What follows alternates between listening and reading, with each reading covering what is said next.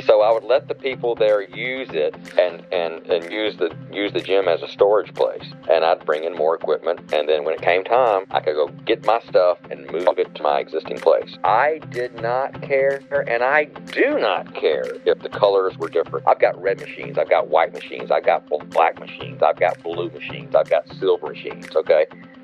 Things don't match. You know what? No one gives a shit. Welcome to Corporate Warrior, the podcast that brings you the best advice on how to improve your health, optimize performance, and maximize productivity. With your host, Lawrence Neal. Hey guys, I am Lawrence Neal and welcome to another episode of Corporate Warrior, the podcast that teaches you how to optimize your high-intensity training for best results and start and grow your strength training business. My former guests include the who's who in high-intensity training, including guys like Dr. Doug McGuff, Drew Bay and Jim Flanagan, paleo pioneers Mark Sisson and Rob Wolf, strength training entrepreneurs like Luke Carlson and Roger Schwab, time management experts, minimalist adventure racers, sports scientists, high-intensity training case studies, bodybuilders, and everything in between. Before I introduce today's guest, I want to talk to you quickly about the Corporate Warrior membership, which you can find over at corporatewarrior.co/membership. This is a resource I've created to help you get the best results from your high-intensity training and start and grow your strength training business with exclusive and the best content on training, nutrition, and business, and a well-managed and troll-free community with some of the best in the business. It also includes one-on-one daily coaching from me and savings on high-intensity training courses, exercise equipment, workout gear, events, and more. Part of the coaching role includes understanding your exact needs and working with experts to provide solutions to your challenges. To learn more about that, please go to corporatewarrior.co/membership. I'm really excited about this next episode. This is my part 2 with Doug Holland, who's a strength training and powerlifting expert and entrepreneur. And this episode is focused all about business. So we talk about really how to grow and optimize and start your strength training business. Doug lifts up the hood on his own. And we get into things like how to start a business in terms of equipment selection on a high versus low budget, how to assess if an area is right for strength training services, how to attract clients when you're starting from scratch, and much, much more. We do get into a lot of detail. If you're interested in starting a fitness business, learning how to overcome your existing challenges and growing your business, you are going to get so much out of this episode. For all of the show notes and links for this show, please go to corporatewarrior.co/Holland. And for all other episodes of the Corporate Warrior podcast, please go to corporatewarrior.co/podcast. Don't forget to hang around till the end for your free gift from me. And now I give you Doug Holland. Doug, welcome back to the show. Hey, thanks for having me. Good to be here again. You're doing a great job. Thank you, Doug. I appreciate that. Yeah, I mean, obviously we've been talking a bit about, before we got started, about some of the things I want to ask you. And I've been really excited about this podcast for a number of reasons. I was listening back to our part 1, and at the start, we talked about your nickname, which is, for those that know you, is The Sickness. Right. And I said to you, how did you get that name? And you mentioned how you were having a phone conversation with Greg Anderson, the late Greg Anderson. And right. You mentioned that you blew his mind talking about something. And then as a result of that, he said, "You're the sickness." And you said how that was kind of how that came about. Now, I don't know if you'll remember, but I was just so intrigued after I listened to that back. I was like, what did you tell him that blew his mind so much? Because I know from what little I know about Greg, he was a pretty amazing personal trainer. So do you remember? Do you recall what you told him? It was something about lifting in a meet.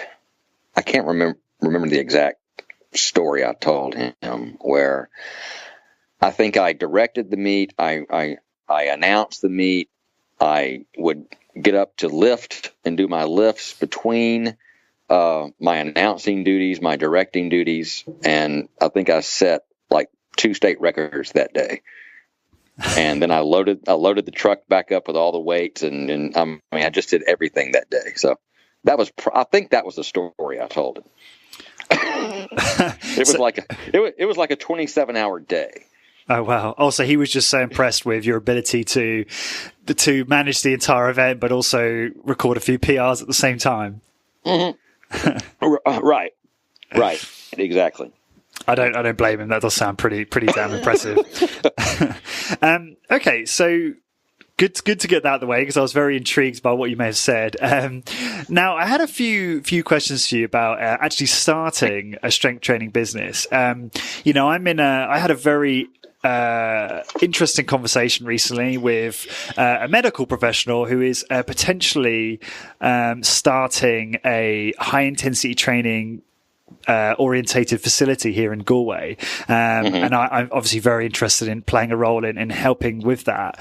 And so we're kind of in the kind of real preliminary stages in getting more information. And I'd just love to ask, you know, obviously you've had your gym around for ages and it's evolved over the years. But if you had to start over again, you know, how would you go about that? Like if you had like a small or medium-sized space with nothing in it, you know, how would you start in terms of acquiring equipment and just setting that up? If I had minimum space, I would go with strictly compound movements, pieces of equipment that conform to that, and you know, I would start with a vertical pull, a vertical push, a horizontal pull, a horizontal push, some sort of leg press, some sort of lumbar exercise. And if I had room, I would go with perhaps a pullover machine. Just try to fill it up. You know, start with a big 5 or a big 6, and and try to go from there, depending on space that you have. And would you for like the lumbar, would you go for something like a Maineiacs lower back, something like that? I tell you what, I've got a Nautilus Nitro low back, which everybody loves. I've got 2 Nautilus 2ST low backs, which I've slightly modified the cams, and everybody is happy with those too. So I don't think it's necessary to go with Maineiacs, unless of course somebody just dumps one on you and says, "Here, take it."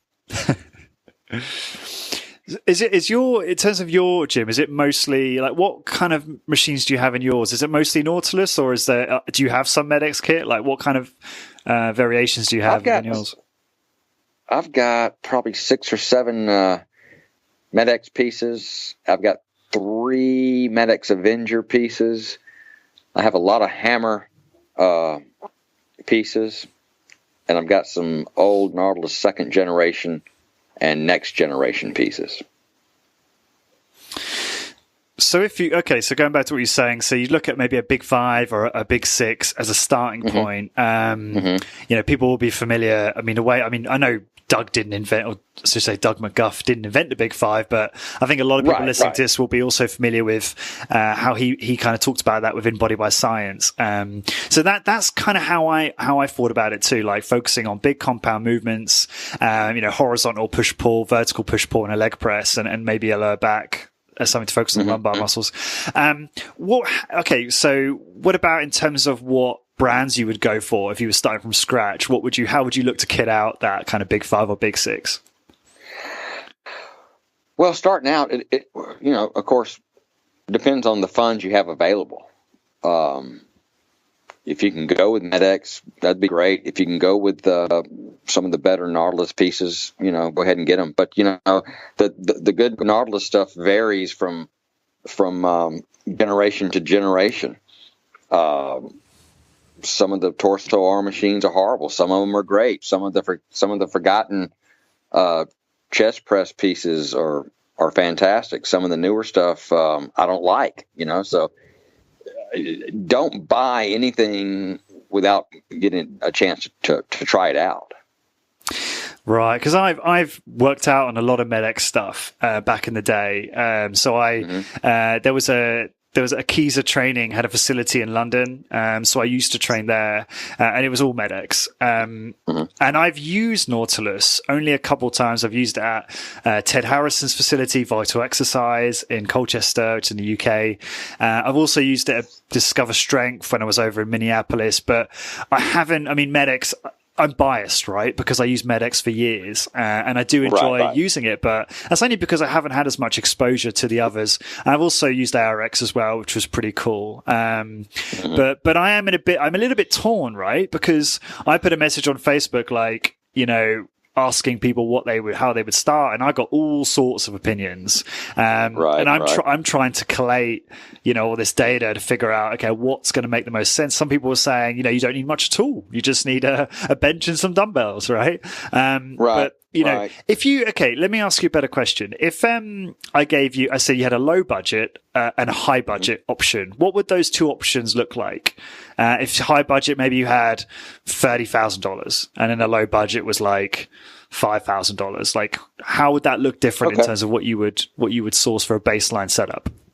Okay, let's go with the low budget first, which is the way I did it. Okay, I just started gathering equipment, one piece at a time, and before I had my own place, I would take this equipment and I would give it to a gym across the river and say, look, this is my equipment and I'm coming back to get it. Okay. And everything was cool, so I would let the people there use it and use the gym as a storage place.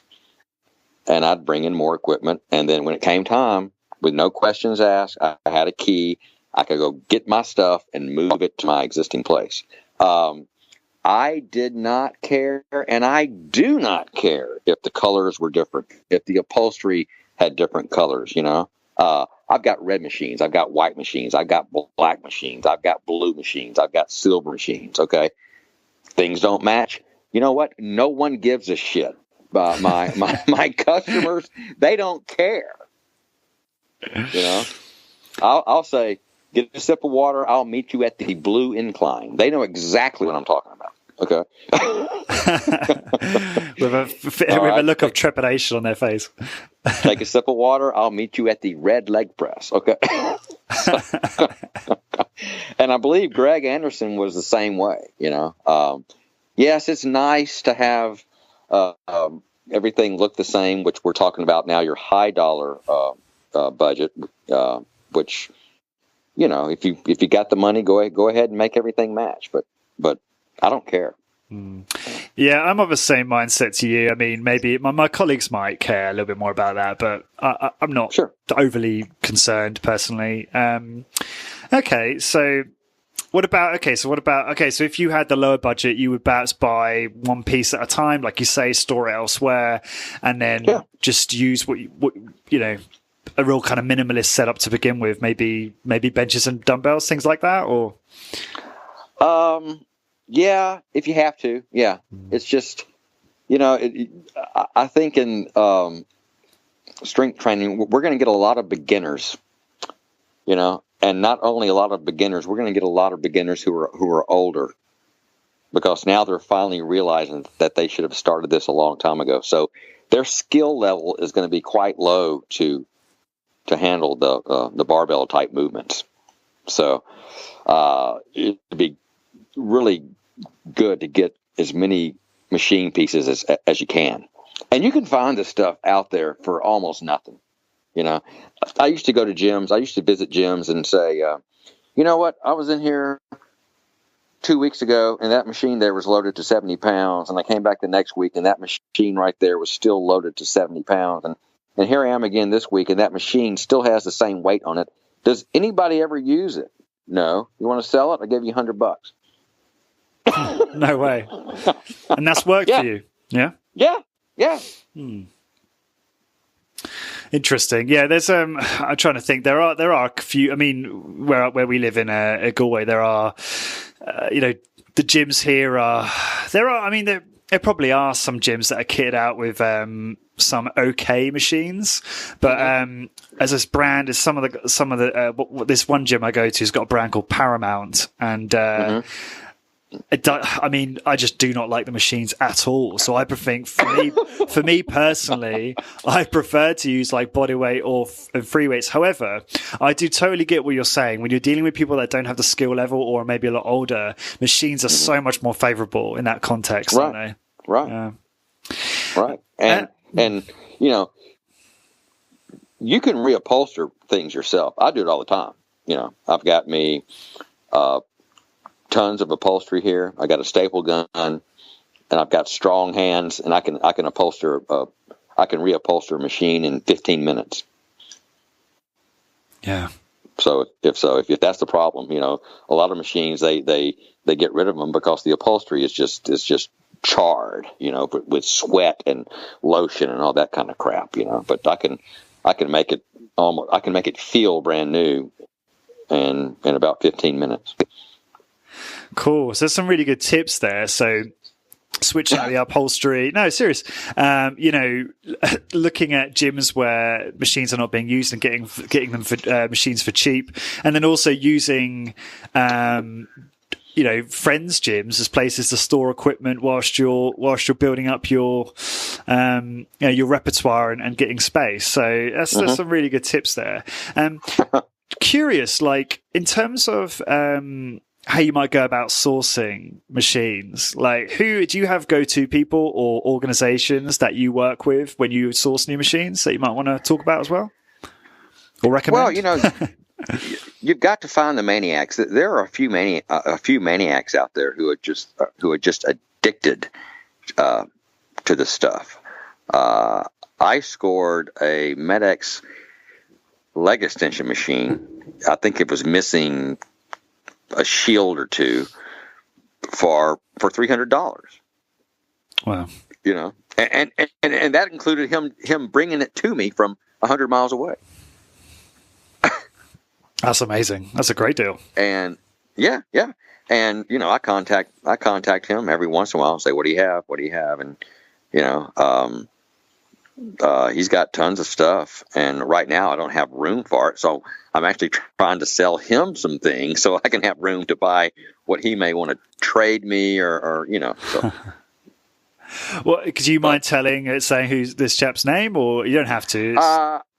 I won't, because that's not his primary business. Got it. He's just an insane collector, you know. If he was in the business, then I would give his name, you know. I would freely give his name. So, I completely understand. Right. Yeah. Interesting. Okay. No, it's good to know. I mean, there are, to be fair, there's a couple of people that I've been recommended, and you know, I have connected with one person in particular who I need to follow up on. So, yes, I will be doing that very soon, because I certainly need to get some quotes for, you know, for the people that I'm doing this with to actually sit down and review our options. And also, I mean, this is the other thing, right? So, and I think this is a useful conversation for new strength training business owners to hear, because they're all in kind of similar. I think a lot of us are in a similar position where, okay, we're really passionate about this training. We love it. And we're like, okay, we want to start a business, but you know, how do you actually go about, you know, sourcing equipment? How would you start? All of this type of stuff. One of the other questions I have is, the city I'm in, and again, this is going to be quite a common situation, I think, among listeners, is, you know, the city of Galway has about 80,000 people. And it has, there are a couple of commercial gyms, but as you'd expect, they're not great. They're not kitted out with, this type of equipment and machinery that we're talking about. And there's a lot of, like, you know, just redundant stuff in there, like, you know, kettlebells and treadmills and all sorts of things. Right. You know, I look at the city of Galway and I think it's a no-brainer. You know, you'd be the first one doing this, so there's going to be business. But do you agree with that, or if how would you go about maybe validating an idea like this, or would you just go, no, there's definitely opportunity, just go for it? Like, do you know what I mean? It depends on the intelligence of the population, you know, and it would only take probably 5 or 6 initial clients to just make the thing explode, you know, because people talk, you know, it's like hairdressers and doctors. You know, you go see a good doctor who recommends against surgery, and hey, Lawrence, you're going to be okay. We don't need to cut on you. You're gonna go tell 5 different people about that probably that day. That's right. Okay, you get a good gym going with a good different philosophy, and we're not going to hurt you here. You're going to have a private workout. There's nobody else around. You know, that person is going to go home immediately and probably tell 3 people that day. Yeah. And plus you have to give them a good workout.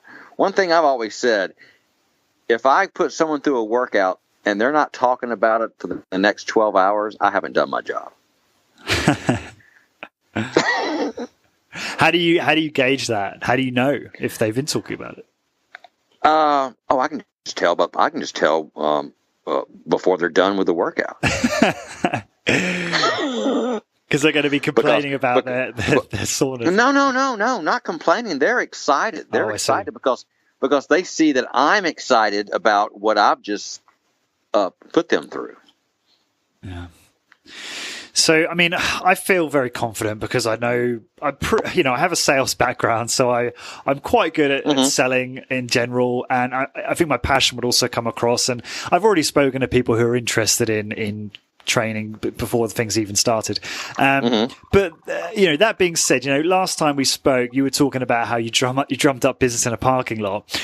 Sure. Just very curious, how would you personally go about getting business for a new gym if you had to start from scratch? What actions would you take? Okay. I may have mentioned this to you before. I used to go, and sometimes I still do it. I don't do it as often. I used to go to get memberships to other gyms in town, and I would go in at the busiest times of the day. I would take myself through a workout, and I would do it, the next week or the next few days. I'd do it again. Pretty soon, these people start to come up to you and asking, what the fuck? What are you training for? What are you training for? And I say, well, I'm training for the rest of my life. Is what I'm training for. Okay. Oh, by the way, I do this for a living. And if you're interested, I can take you through a workout. Just give me a call. I'll meet you at my place, and that would do it. Nice. Yeah. And you would give them your very minimalist business card, right? which for those listening is just Doug in the middle and his phone number underneath on a blank white space. It's amazing. That's it. So what, I mean, is, what would it be that would make people come over to you? Would it be that you're training really hard or really intensely? Is it your trap muscles? What? It would be that I would go in, I would train hard, and I would be done in 22 to 30 minutes, and that'd be it. And sometimes I would wear a wristwatch, and I would check the time after I put a weight down as I'm walking to the next machine to see how much time had elapsed before I started the next exercise. And they had never seen anything like this before. Right, so you were kind of demonstrating that you were trying to minimize rest and all of that. Right, yeah. Right. I was getting a good workout at the same time I was putting on a show. Okay. I love that. Yeah, and maybe it's because I'm not as jacked as you. That's what it is. I'm not getting people coming over. But it worked. Yeah. I still have people today. This, come up to me 30, 40 years later and said, "Man, you used to come to the downtown Y and you would do this and you would do this, and then you go to the squat rack and you load up the bar and you get under it and you do 20 reps and you get a drink of water and then you grab the barbell, you do some deadlifts and then you get a drink of water and you grab your gym bag, you'd be out you get the fuck out." I say, yeah, those were the days. Do you know what it did? It did. No, this is that's fascinating. It did actually. It did happen to me at Keyser, because I got to a point at Keyser London where I was doing one of Doug McGuff's 2-way splits, and my workout literally lasted 6 minutes. And, there you go. And I was. Relatively speaking, in better shape than a majority of people that train there. And so people would see me come in, change, and then change back and be at the front desk just chatting away. And they, trying to speak, but I was obviously had massive oxygen debt, so I couldn't speak properly. Sure. And people would then comment, say, "Are you really done?" Even in a place like that where the workout lengths are generally shorter anyway. But yeah, so I get your point. It can work, and I could see if I never had a business at the time, so I didn't really have the incentive to want to kind of get people involved. But I can see how that can work. Yeah. Okay. So going back to, I guess, the business again, in terms of your business model, how do you go about determining what you charge your clients? I just go about, the market around town. I just kind of ask around, and see what's going on. There are a few people who probably charge more than I do, but they're spending 90 minutes with people doing nothing, and 30 minutes of that is talking to them while they're walking on a fucking treadmill, So if somebody is stupid enough to pay for that, then that's fine with me.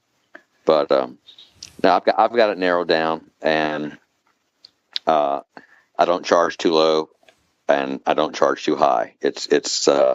It's perfect for my area here that I'm in. What do you charge currently? I'm charging $50 per session. Yeah, very reasonable. Okay, so go on. Yeah, sorry. And I charge $120 for the first appointment.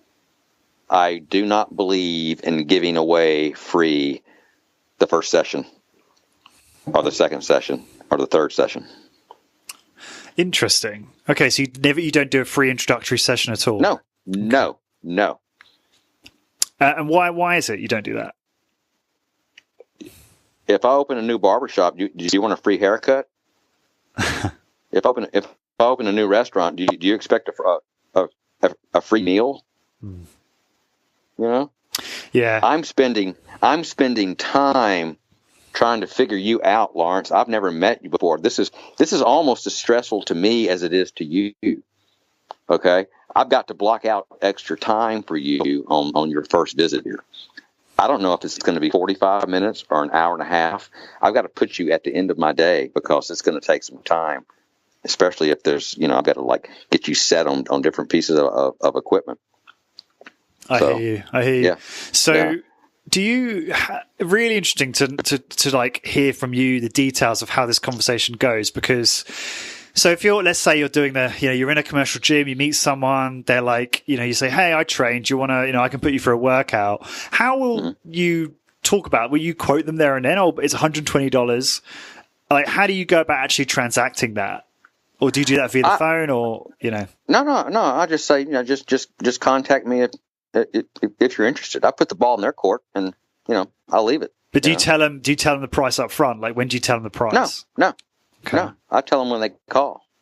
Okay, so they call you, and then now, if they ask right then and there, of course I'll tell them. Right, but usually it's done over the phone. The actual pricing piece, conversation, right?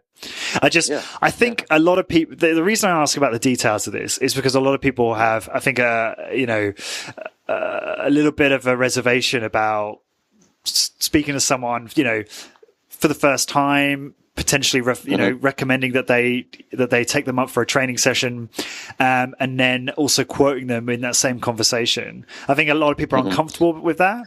So, just curious. Well, I put as the coda to that conversation. I mean, I'm as we discussed before. I'm a big fan of the soft sell.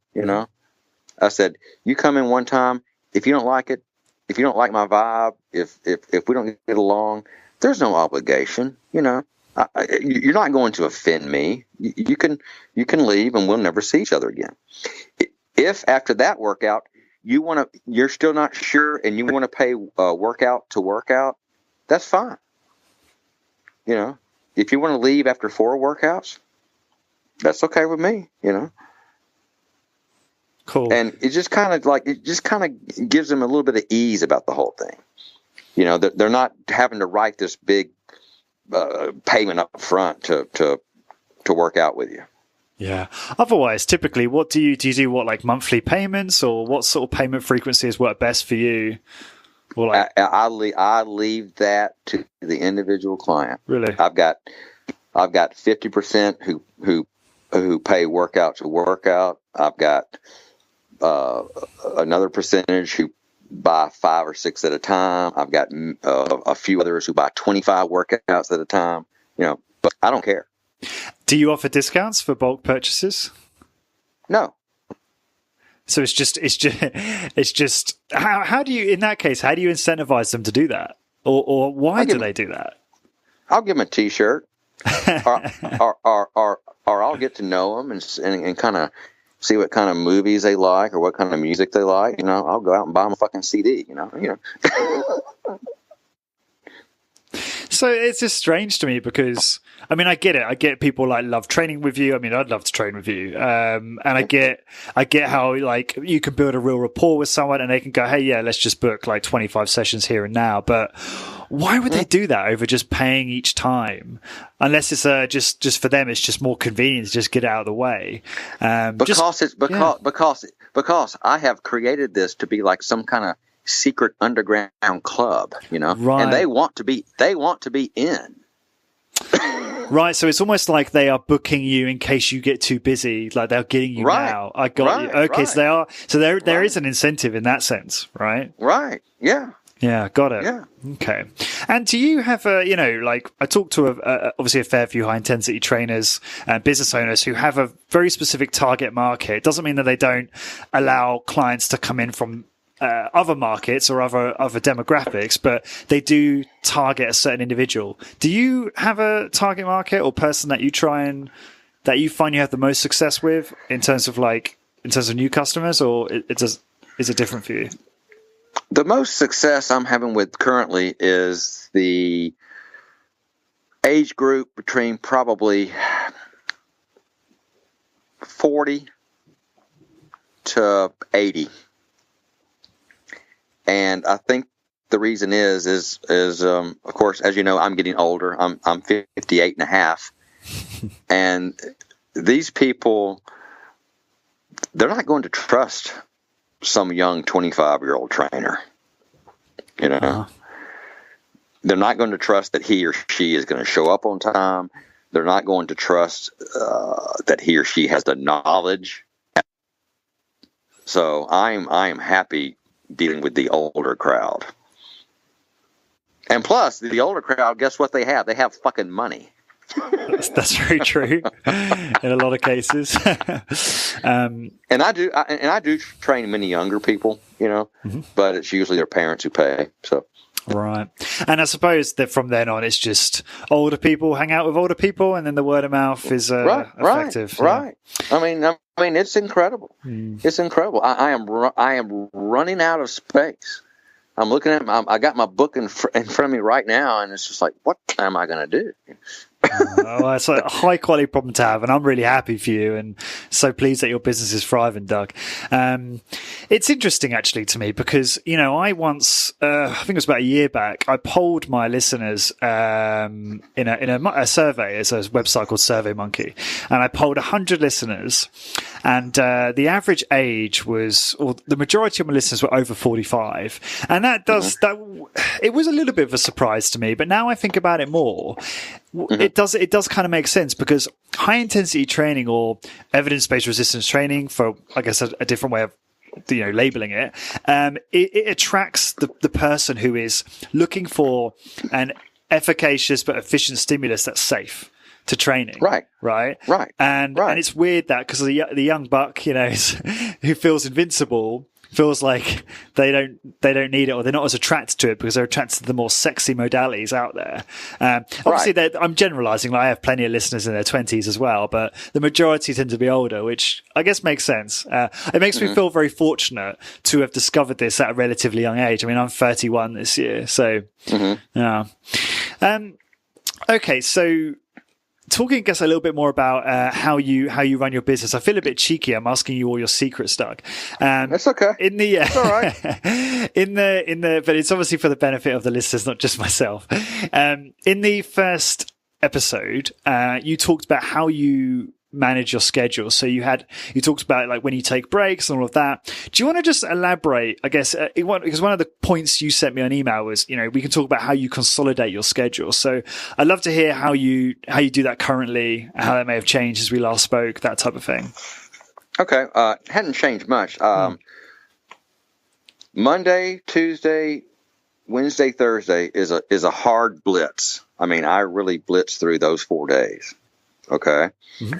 On Friday, I go from 4 a.m. until 1 p.m. So that could be a full day for someone. That's a half day for me.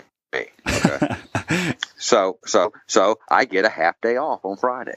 Okay. On Saturday, I do the same thing. I go hard until about 11:30, and I have a half day off on Saturday. Mm-hmm. And on Sunday, I go hard until the same time, 11:30. So, yes, I work 7 days a week, but I get 3 half days off. And it doesn't bother me because on those 3 half days, I'd be up here doing something anyway. I'd be up here vacuuming or doing paperwork or, just hanging out, just playing guitar, playing guitar, just enjoying my gym, So why not take some clients, And I tell you what, they really appreciate that you're here for them on Saturday and Sunday because these are people who can't work out during the week anyway. Yeah, I get so jealous listening to you talk about this because I would totally, be in there. You'd say I would be coming too often probably because I'd want to come so often. Okay, so one of the points you sent over to me was how you manage clients with floating schedules. Do you want to elaborate on that for me? Yeah, I've got a lot of critical care, right. ER doctors and their nurses who work out with me. I got very busy real estate agents who are always having to show properties, So what I do, they're on a list. They don't have a set appointment. And when I get a hole, I start texting them down the line. Okay, I've got these times available, John. Pick one. And then I send the other times to somebody else. And whoever claims a time first, then they're in. Now I have to contact these other people and say, hey, sorry, that 11 o'clock on Monday has been filled. I still have these other times available. And it works out beautifully, So these people who didn't think they could get a workout can fill in for someone who's out. Yeah. So there's no hole for them and there's no hole for me. We both win. So a couple questions on that. How do you manage those contacts? Are they all on your phone? Like, how do you remember for a start? Like who? They're all on my phone and I've got notes on the bottom of my book, text Lawrence, and I put by your name, your availability is Monday, Thursday, or Saturday. So when a hole comes open on one of those days, I will text Lawrence and say, hey, Lawrence, I've got these times here. Pick one. I love it. So I guess for those listening, I know you're a bit anti-software, Doug. But I guess you could quite easily do the same thing on a spreadsheet or a Google sheet if you wanted to. I don't know what that is. What is that? Oh, you're pulling my leg, right? You know what that is. But no, I don't. All right. Well, a Google sheet is just a set of grids, software with a set of grids, and you can go on. Sorry. I prefer my way. Yeah, no, I totally respect that. But I'm just thinking, it just made me think, like, for people listening, if they want to use the concept, you could just make a list of all the names of these people that have the floating schedules and their availability. And then, so when you do your bit where you actually contact them, text them to say, hey, I've got this time, do you, how methodical are you about that? Is that like in your, like, okay, at 11 a.m. on a Monday, I do that, or is that kind of ad hoc? Like, do you have scheduled time when you actually do that every week? No, it could be right. I could do it right now. There's no scheduled time for it. Like, a lady left today, right, and told me she'd be out of town next week, and I immediately texted the guy and said, I've got this time next week. I'm waiting to hear from you. Okay. So as soon as I hear of a cancellation, I'll look at my list of my floaters and I contact them. Right, got it. And you'll just send a message to all of them, and it's first come, first serve. Right. Yeah. First come, first serve. Yeah. Okay, cool. Okay, yeah, I guess it's part of that. 'Cause some of that is quite common sense, but clearly, if you're running this type of business, you need to have those slots filled in to maximize your income, right? So, it's. Do you ever have issues where you have, people on holiday or people can't make sessions where you have gaps, or is it quite easy for you to fill those? Like, how does that look typically? It's very easy to fill, and if I'm really, really, really, really busy, I'll just pretend that that's my time, and I'll take it. And I'll sit at my desk and I'll read a magazine article, I mean, because if I have notice, no one's being charged, and I just say, you know what, I think I'll just kind of chill out here and read this article I've been trying to read for a few days and haven't gotten around to, and I'll just take a break. Maybe listen to a Corporate Warrior podcast. Yeah. Yeah. No, I know you emailed me about the Jim Flanagan and Marcus Sonovich episodes, which I really appreciate you that you enjoyed those and obviously notifying me about that. I actually have a Jim Flanagan part 2 coming out on Monday, which I'm very excited to publish, and it's very business orientated. I've met Jim once. He probably doesn't remember. I met Jim once. I bet he does. He's a great guy.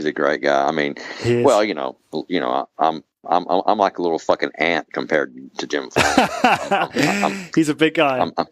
I'm 5'3", and he's like, where are you? Yeah, I met him at the Resistance Exercise Conference in. That's great. I'm glad you made it over here.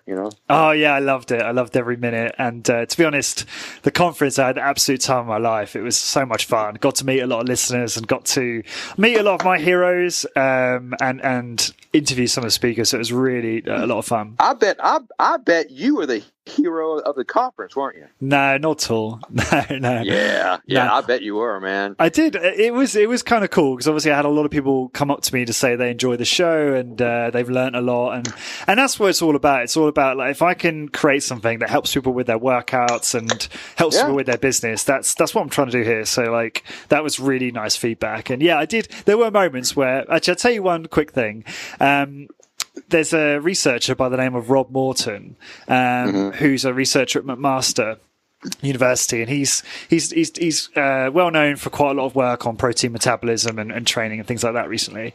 And I was quite nervous about meeting Rob. I knew I was going to be interviewing him at the conference, and he comes over to me, I think on the first evening, and just goes, "Oh, hey Lawrence, I just wanted to come over and just say I really enjoy your show.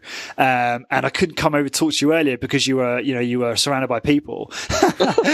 And this is a guy who I was like, "Are you kidding me?" I felt like this about you. Like it was such an amazing feeling for him to come up and say that. It's so nice. That's great, man. That's good. I'm happy for you. I appreciate it.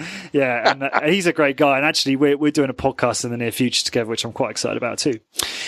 Cool. Okay. So, I guess this is a neat segue into how you instruct some of your clients. You sent me a line about with regard to how your powerlifting background has influenced how you instruct your clients and how you've become a more attentive exercise instructor. Do you want to elaborate on that? I'm really interested to know how that's influenced you.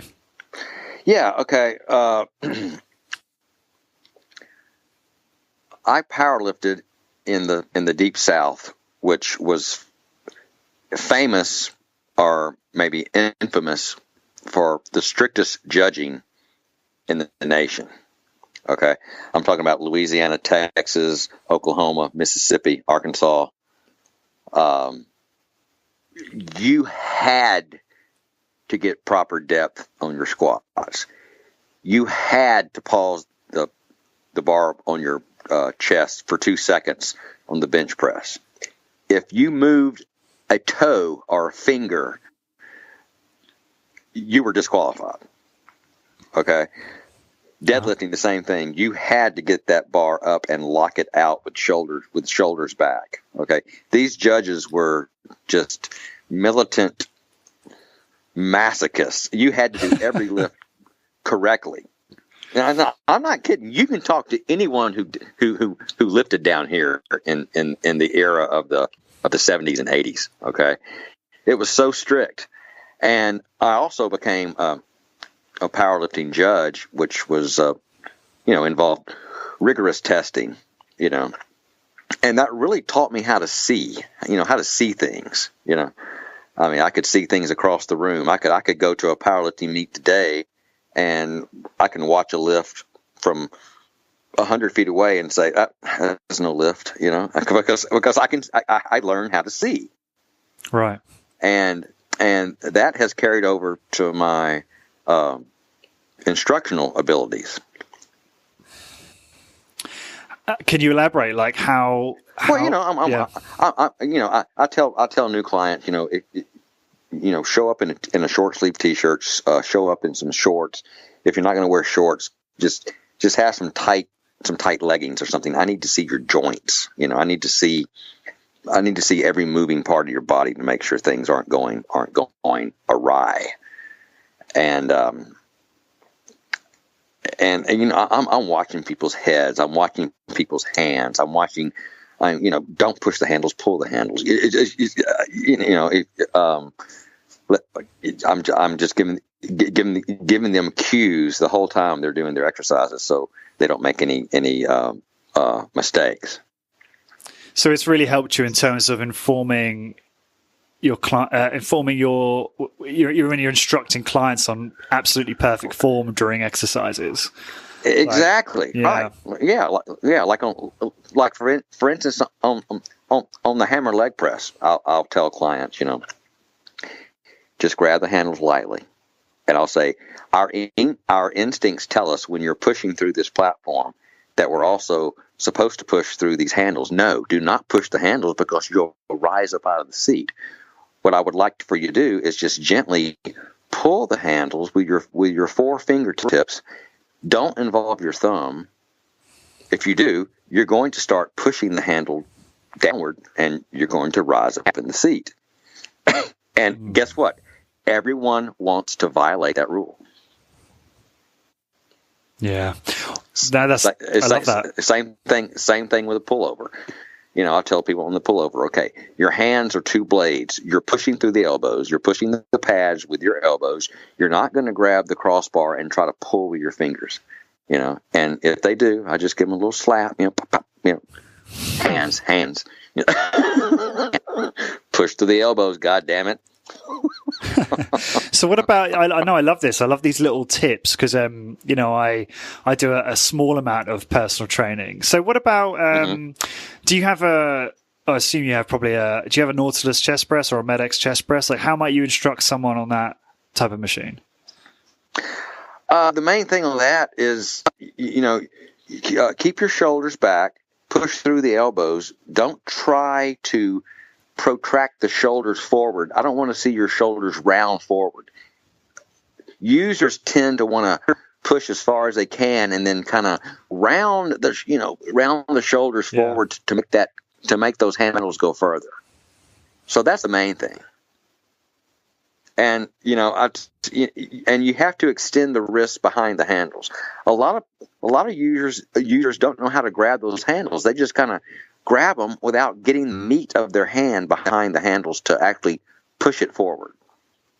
That's really interesting because there's a really crap chest press machine at one of the gyms I go to, and I try the way it's almost like an incline. It's a very slight incline to the chest press, and I try to create a straight line through my wrist and my forearm, my wrist, and my hand, so that all of the forces are going kind of like a straight line. Whereas, like on a Maineiacs chest press, for example, like the handles are kind of curved. You know what I'm talking about? Your hand might be slightly at an angle. So how? I mean, I guess there's not much difference in terms of the way the forces are just distributed. But like, can you? Because I've noticed that, for instance. The form I described first, so where it's a straight line, I had a slight pain in my left wrist, and I actually completed the set, and there was no pain afterwards, but it did make me think, well, it did definitely affect performance, right? So can you just elaborate? Because it's hard, I suppose it's hard about visuals, but, in terms of like, It's like, get behind the weight. If I tell you to get in back of my car and push my car, you're not going to push through your fingertips. You're going to get on the meaty part of your hand below your palm, and you're going to push my car. Okay, got it.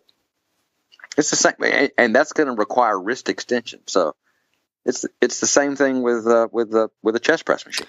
Right. So there is actually value in, I guess, like you say, extending the wrist. Yeah, I get what you're saying. Wrist extension there. So, and pushing through that meaty part of the hand. Okay, now I'm going to think about that in my next workout for sure. What about? Okay, here's another question. So, with something like an overhead press, some people don't mind if the head lolls forward. What's your instructions around an overhead when you instruct an overhead press? I say let the head float. If your hair touches the back pad, that's fine. Do not jam your head into the back pad. And I say, see that machine in front of you? Just stare into the guts of that machine in front of you and go through the overhead press. But don't jam your head into the back pad. Just let your head, just let your skull float on top of your neck. Yeah, so keeping it totally relaxed and that's good to know because that's pretty much what I do. You sent me some really good videos lately. You send me videos all the time, and I really some of them are so funny. You had one of your clients, Richard, who's 74 years young. He's 74. Yeah, he's 74 years old, man. Amazing. And I love seeing stuff like this. And he's doing weighted chin-ups. And I love it because you're like, get over that fucking bar, Richard. Right. And it's so like, I'm almost like, oh God, like, can you say that? And obviously you've got a clientele that are used to that and appreciate it. Tell me, what's Richard's last name, just out of interest? If you can, you don't have to say that if you want to keep him anonymous. Let's keep him anonymous. Yeah, that's fine. Yeah, because I just know. Is it? It's not. Well, okay, I won't say, but maybe we'll talk about that offline. But I know another Richard, and I thought, is that the same Richard? But so you have quite a few clients around his age who are. Yeah, I do. Yeah, and they're all that. Have you? I mean, that's pretty impressive. I mean, him doing weighted chins. Has he talk to me about like his journey? Have you kind of taken him from not being very strong to being to that, or has he always been a lifetime trainee? Or? It's a long story. When I ran my business out of the YMCA, he was my boss, and he later became my employee, and now he is my client. So we've been friends since probably 1989. Long time. And his wife works out with me. And she's just as tough, you know. I mean, down here in the southern U.S., we got some tough motherfuckers down here, man. Do you have I mean, it is impressive to see a 74-year-old male doing weighted chins with great form as well, I might add. So right. Do you have that? Go on. That was all the coaching, you understand? Oh yeah, it's all you. Oh no, I get that. It's all you, of course. But you mentioned to me, before how you have a lot of successful clients. Do you have do you have any more examples? I'd love to hear of other clients who are just really impressive perhaps for their age or whatever. Well, I've trained a lot of NFL people. I've trained a lot of college athletes who went to the NFL. I've got one guy who used to play for the Cincinnati Bengals, and when I met him, I walked up to him. I was 28 years old, and I said, I know who your strength coach was at the Bengals, and I can give you a better workout. And he looked at me like I was fucking insane. And he's been a client of mine since 1988.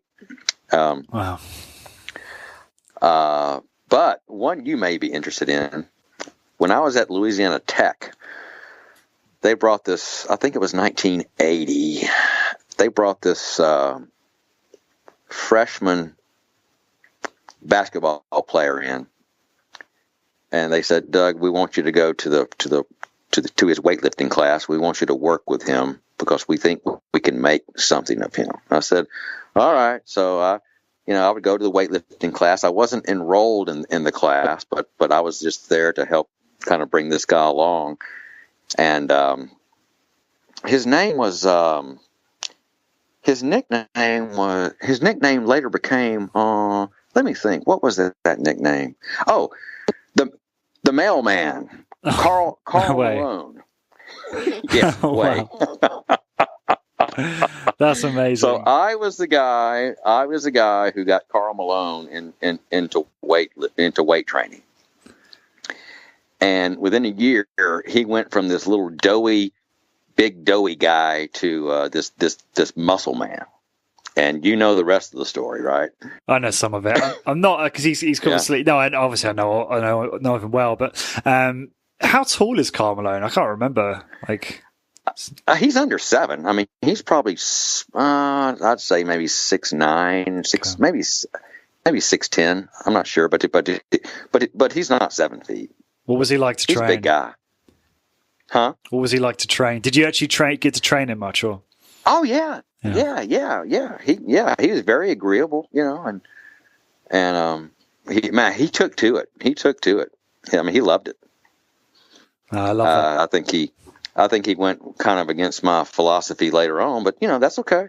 I mean, at least he kept up with it, and I mean, he carried the torch in the NBA for a long time about how important it was to strength train, no matter what kind of system he used. Yeah, it's good from him, and it's cool. It's a very cool story.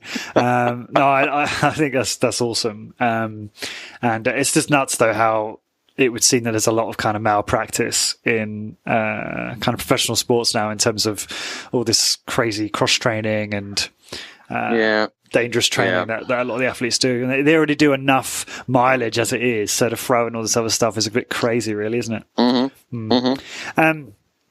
Talking more about some of the other videos you sent me another really enjoyable one recently of you using the torso arm. I think it's a Nautilus torso arm, if I'm not mistaken. Right. That's the one. Yeah, I modified the cam on that thing, and nice. So now I can get that big deep pull on it. Yeah. Yeah, and it's hilarious because at the end you're like shouting at the machine to try and finish the set, and I just find it's so inspirational. You're doing like not a small amount on that. What kind of poundage are you pulling on that thing? I think it was maybe 212.5 pounds. I can't remember, but it was a lot. Yeah. Wow. I actually, when I was at Discover Strength in Minneapolis, I think I did use a torso arm towards the end. It was like my ninth exercise, so I could barely see or think or anything, so I can't really recall. But the difference is the handles came in, so my palms were supinated and quite narrow. Okay. So I guess that's just a modified version, because you have it where your palms are like facing. parallel. Parallel. Right, Yeah. right. But and going back to what we talked about before, that was a machine that one of the local gyms gave me because no one ever used it. oh wow, great. Yeah, and I paid a kid $50 to bring it to me. Yeah. So you didn't even need to pay for the machine. You just yeah, $50. I immediately took the shields off and trashed them, and then I modified the cam, and there it is, buddy. Yeah, this is a good point to a lot of those listening who live in the US, where I suppose some of these machines are quite ubiquitous, and people may be able to, the opportunists in the audience might be able to take advantage of that. Whereas in Ireland, maybe not so much. Well, the thing is, here in the U.S., all these gym members, they get tired of the same old equipment. When are we going to get new equipment at the gym? Blah blah blah. And so, that equipment is there for the taking. Because they can't sell it. They're going to have to put it in storage or sell it for $25 or just give it away. And usually they'll say, just come take it. Yeah, that's cool. Just going back to the torso arm for a moment. It's only as you know, it's only something I've ever trained on once. But I'm just curious, in terms of the prime movers, what muscles does that primarily? Is it mostly working the lats or? Yes. Right. Okay. Yeah, it is. And once you get down to the end of it, you're going to feel your biceps and forearms quite heavily, but. Yeah. That thing really attacks the lats, especially if you have that leaned out posture like I have in the video. Right. Most people sit on that thing and they won't lean out. You've got to lean forward just slightly, not much. Right. Okay. Yeah. It reminds me. I mean, this workout I did in when I was in Minneapolis was definitely the hardest workout of my life, and definitely for me at least, it was probably a lot of it was it was fun, but it was a bit too much in the way of volume. I'd already started on a pullover, followed by negative weighted chins, and then 6 exercises later, I'm doing a torso arm, and I'm like, okay, this is probably redundant. But it's more about showcasing the way they do things and the equipment. I get that. It is. I get that. Yeah, that's cool. That's cool. But no, it's a really cool piece of kit, and maybe I'll be able to get something like that sometime. Last time we spoke, you were doing, I think, you were kind of mixing up a big 2 and a big 3 in your own workout. What does your current workout routine look like at the moment? Let's see. I think the other day I sent this to a couple of friends of mine. I did a Nautilus leverage row with a breakdown set and a second set of Nautilus leverage row, and then I did hammer leg press with my left leg only. And then I did Maineiacs overhead press. And then I came back to the hammer leg press and did my right leg only. And then I finished up with body weight chin-ups. And that was it. Awesome. And in a few days, I'll probably do a couple of sets of deadlift. And that'll probably be it. Yeah. So maybe 2 workouts a week, something like that. Yeah. It's interesting. Yeah, about 6 or 7 workouts a month. Yeah. Because I always remember Doug talking about how, the muscles, I remember the story he used to tell. Sorry, Doug McGuff now, just to clarify. Right. I got you. Yeah, I remember him telling the story of when he was in medical school, they'd see cadavers and they wouldn't even be able to, through looking at the cadaver, to see where the muscles start and end, because they were so closely interwoven, and they'd actually have experts to show them. And this makes me think, and I know Doug kind of uses this as a kind of a preface of talking about why compound movements really do address pretty much all the musculature. However, you still get a lot of people in high intensity training will use a lot of simple joint or single joint exercises to supplement the combat exercises to really get at all the different muscle groups, or at least that's the thinking. I get that in terms of the lower back. I think the lower back is one where that's really important. But right. I get the feeling that, actually, if you're doing a leg press, you're pretty much you're going to stimulate, gluteus maximus, the quadriceps, the hamstring, the calf. Like, you're going to stimulate pretty much all the muscle groups. Right. And then anything beyond that is kind of unnecessary. But I know there's differing opinions on that. So how do you think about that kind of stuff? Do you ever worry that you're not going to be exercising muscles more directly? No, I'm of the old school of, you stimulate the organism. Okay. You just stimulate the entire organism. And I think by choosing the bigger movements, if you really go after it hard, then it's going to be taken care of. Simple as that. Yeah. Yeah. I mean, if you really concentrate when you're doing chin-ups, if you really start to feel things, you can feel that your chest is being worked. Right? Mm-hmm. But you've got to really concentrate and say, okay, and, oh yeah, okay, I feel it. Yeah. Everything up here is being worked when I'm doing these chin-ups. Yeah, I mean, do you feel the same for instance, for a leg press? I mean, maybe this differs depending on the machine and how good the machine is, but that you get enough stimulus into your calves, for example? Probably not, but from what I've seen all my years, calves are so goddamn genetic. They're so genetic. I mean, I was at the store the other day, and there's some guy walking ahead of me in shorts. He was probably 80 years old, and he had these big freaking calves, and they were vascular. And I was thinking, God damn it, you motherfucker! He probably never worked his calves one day of his life. That's hilarious. I mean, this is one of those things, right? I actually think, Doug, you might be quite jealous of my calves. I've got pretty big calves that have served me well on the basketball court, and like you're saying, I've very, very seldom done any direct calf work whatsoever. And people will argue, oh, well, you play basketball for years, but it's genetic. No. I had a friend in college who had the biggest, most vascular forearms I'd ever seen, and he didn't do anything for them. Yeah. He had his hand, he had his wristwatch, and beyond that was these huge freaking forearms. I was like, what the fuck do you do? He goes, I don't do anything. I was like, God damn, fuck. So I guess just to wrap this little bit up, you feel that do you feel like someone could do a big 2 or big 3 style workout, once or twice a week, for a lifetime, and pretty much stimulate and get the best results they can holistically in terms of addressing all the muscle groups? You think that's probably enough?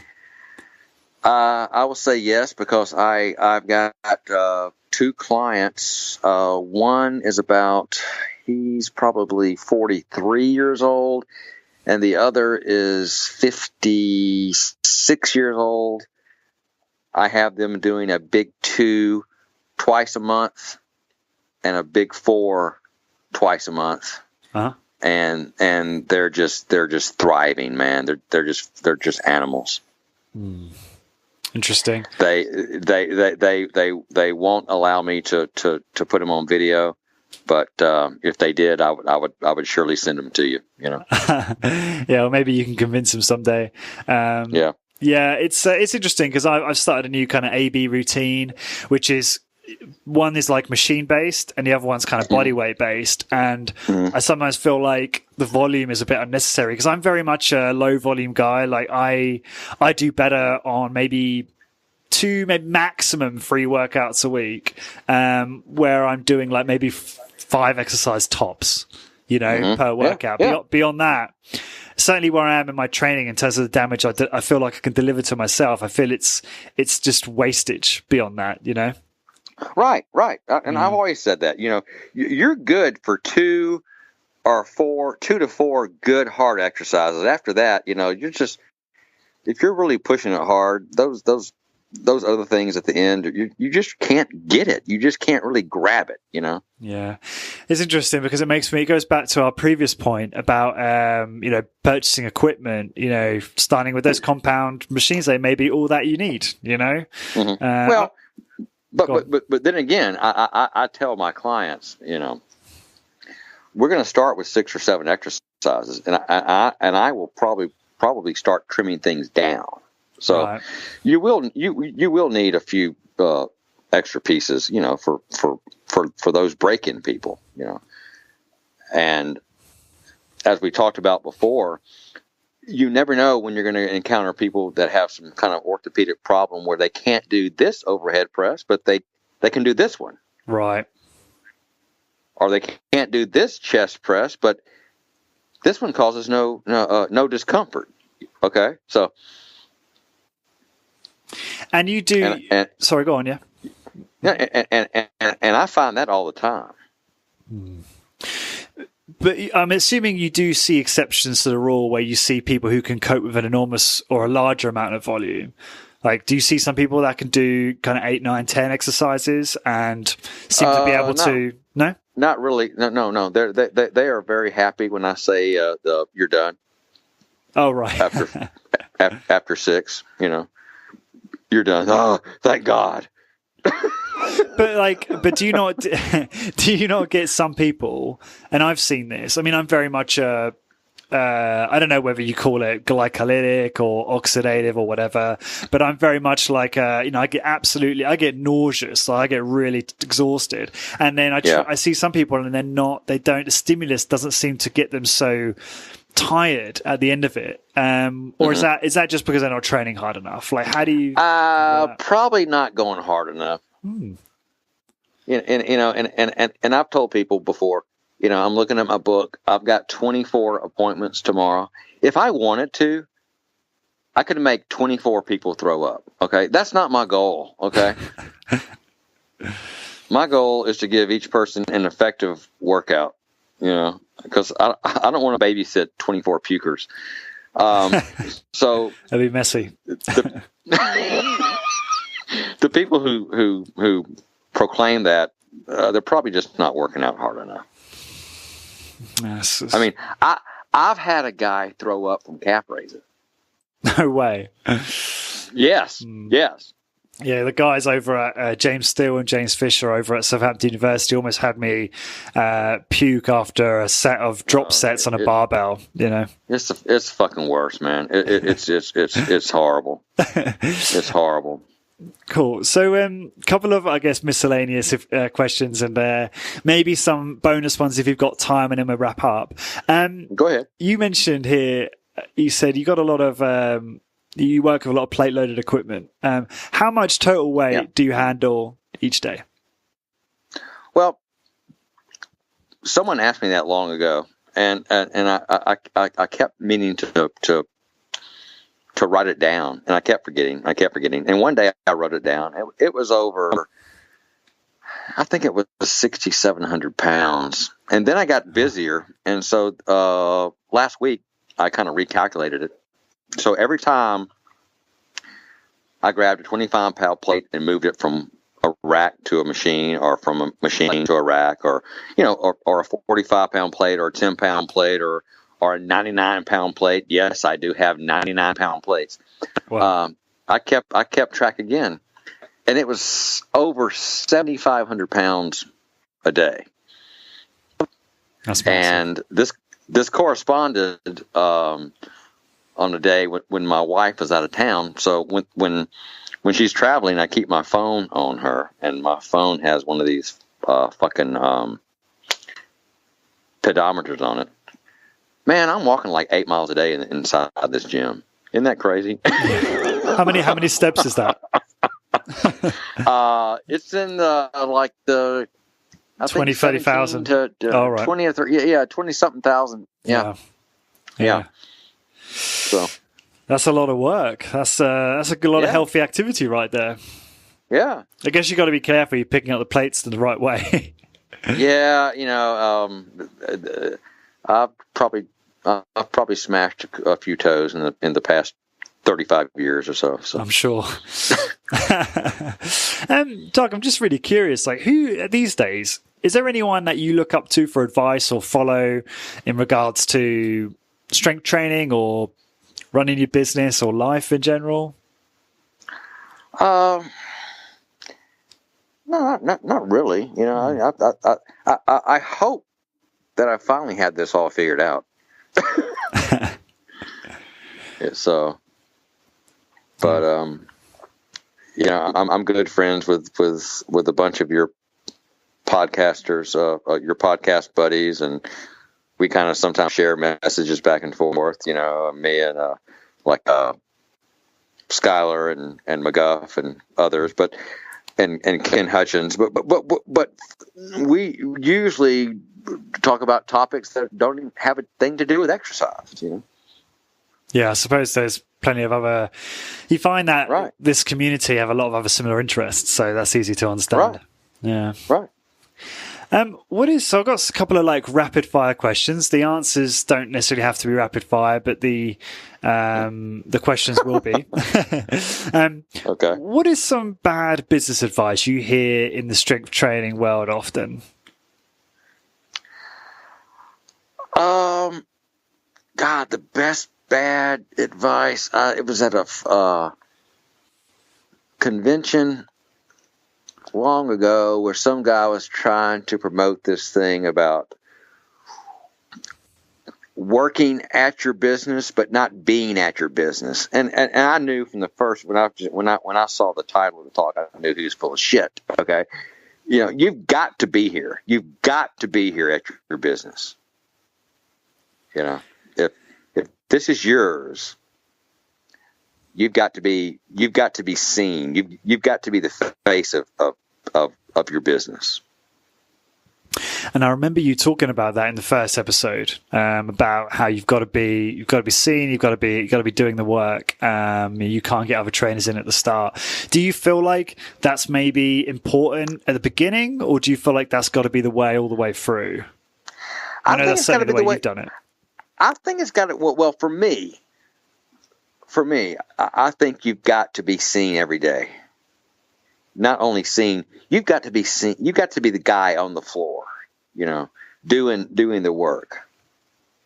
But what if you have, like, for instance, if you look at like Luke and Discover Strength, like I know Luke does still do personal training, but he has trainers who he's picked very deliberately, who are very skilled at training. So I know that's a totally different business model to you, but like, it is. But do you think that's just if you pick the right people that solves that problem? Do you think? I really can't answer because I've never been up there. I've never met Luke, but I just know that if I'm here and it's me, then things will be so fucking smooth, you know. It's just that's just how that's. Well, it goes back to my upbringing when I had jobs before, and I was always the main guy who got things done, you know.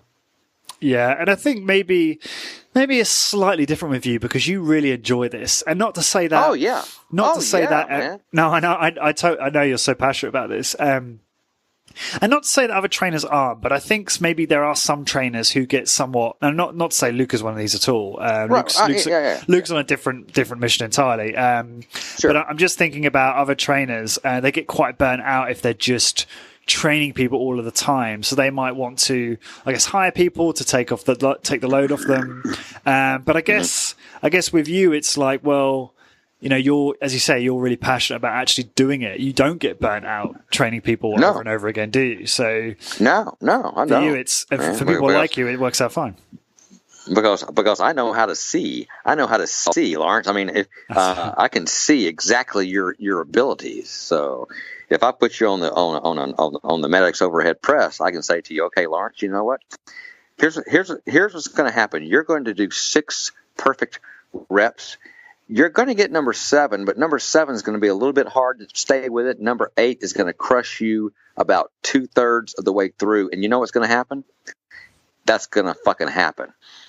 Don't get me wrong. If I were coming to Louisiana, I would want you training me. If I turned up and you said, "Oh, you know what, Lawrence, I can't make it today. I've got so and so," I'd be like, "No, Doug, I've come here for you." So it's so to bring it home, I can see why there is value in that. So much for these rapid fire questions, eh?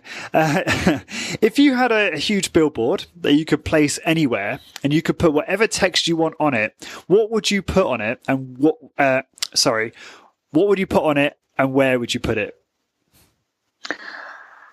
Oh, man. Doesn't have to be strength training related. Could be just no. I know Doug. that. I know that. I just, just be free and be happy and make someone smile. I mean, I sometimes come across as this gruff old motherfucker, rah, rah, rah, rah, rah, but I just love to make people laugh. I love to be happy, and so that would be it. Yeah. No, you don't come across that. So I think you come across exactly like you mean to. Where would you put this billboard, do you think?